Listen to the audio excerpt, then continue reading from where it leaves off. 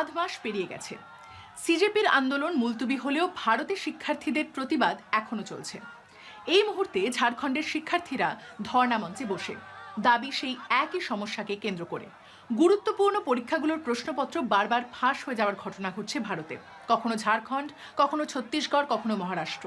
তবে খবরের শিরোনামে আসতে হলে আজকাল ন্যূনতম শর্তবোধ হয় অনশন। তাও করেছেন ঝাড়খণ্ডের প্রতিবাদকারীরা। কি ঘটছে? জেপিএসসি আর জেএসসিসি সিজিএল রাজ্য সরকারের অফিসার ও গ্রুপ সি পদের নিয়োগ পরীক্ষা। এই দুটো বড় পরীক্ষায় দুর্নীতির অভিযোগ ঘিরেই এই আন্দোলন। অন্তত 6 জন বিক্ষোভকারী অনশন করছেন। তাদের মধ্যে রয়েছেন ছাত্রনেতা দেবেন্দ্রনাথ মাহাতো, যিনি 1 সপ্তাহেরও বেশি সময় ধরে অনশন করছেন। শুরু করেছিলেন নির্জলা দিয়ে। সোনাম ওয়াংচুকের ফোন কলের পর জল এবং নুন খেয়েছেন বটে, কিন্তু অনশন অব্যাহত। 10ই আগস্ট ছিল বিধানসভা ঘেরাও। প্রতিবাদকারীদের দাবি মিছিল ছিল শান্তিপূর্ণ, তবে পথে পুলিশের লাঠিচার্জ আর জলকামানের খবর আসে। কারা করছেন এই প্রতিবাদ? দিল্লির প্রতিবাদে এক বড় অংশ ছিল জেনজি। তাদের অনেকেই 18 বা তার থেকেও নবীন ছিল। তবে ঝাড়খণ্ডে প্রতিবাদকারীদের বড় অংশের বয়স 25-এরও বেশি।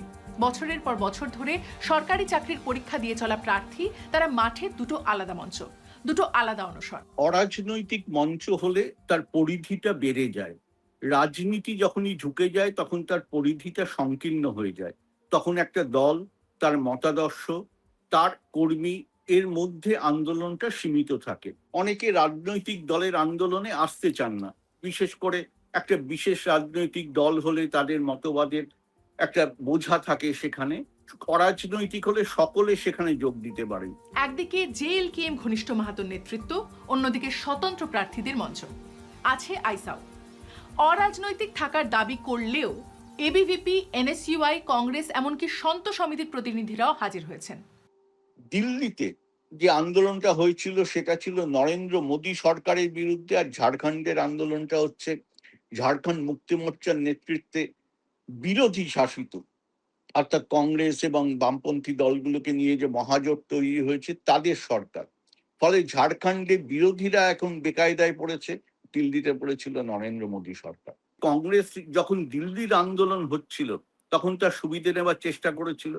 ঠিক একই রকম ভাবে বিজেপি, তারা ঝাড়খণ্ডে সেখানে ক্ষমতায় নেই, কিন্তু ক্ষমতায় আসার জন্য দীর্ঘদিন ধরে প্রবলভাবে চেষ্টা করে যাচ্ছে।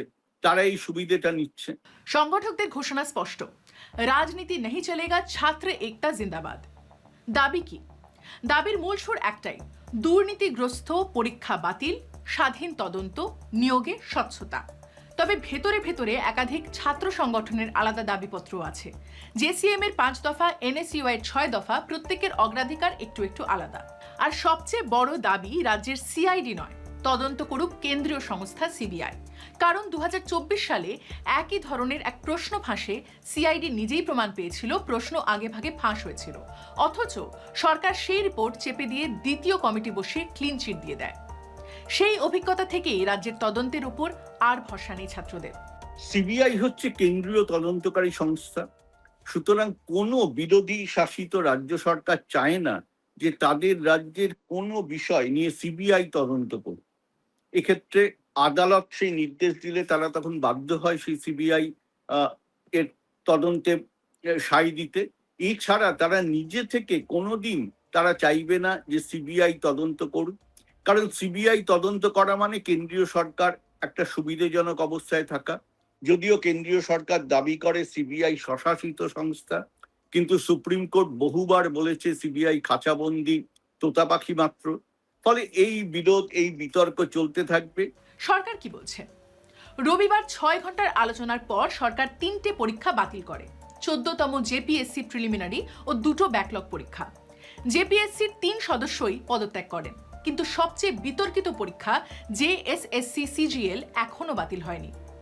সরকারের যুক্তি, এই পরীক্ষা আদালতের নজরদারিতে হয়েছে।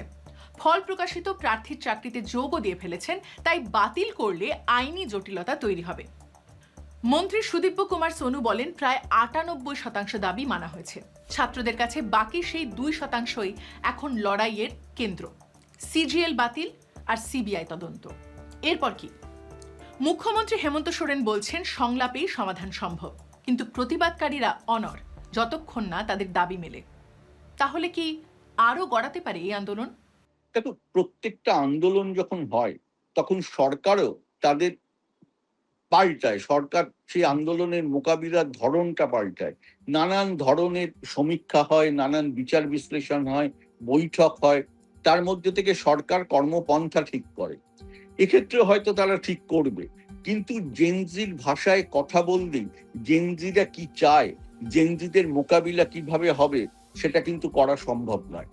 যেটা করা উচিত, জেনজিরা যে দাবিটা করছে সেই দাবি যদি ঠিক হয় তাহলে সেই দাবি মেনে যথাযথ ব্যবস্থা নেওয়া।